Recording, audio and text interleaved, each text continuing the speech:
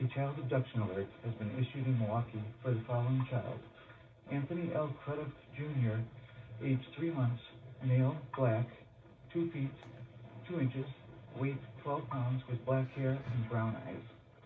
The child was last seen in the 4800 block of West Marion Street and is missing from Milwaukee, Wisconsin.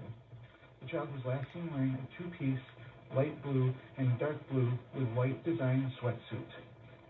Law enforcement authorities believe the child may be with Venetia A. Washington, age 15, female, black, 5 foot 2 inches, 120 pounds, red hair and brown eyes. She was last seen wearing green shorts, pink shirt, olive jacket with a red bonnet. Venetia may be traveling on foot with the child.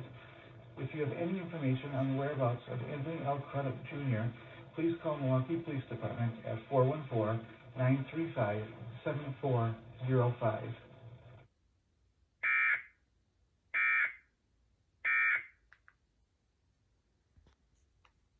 Power exclusively.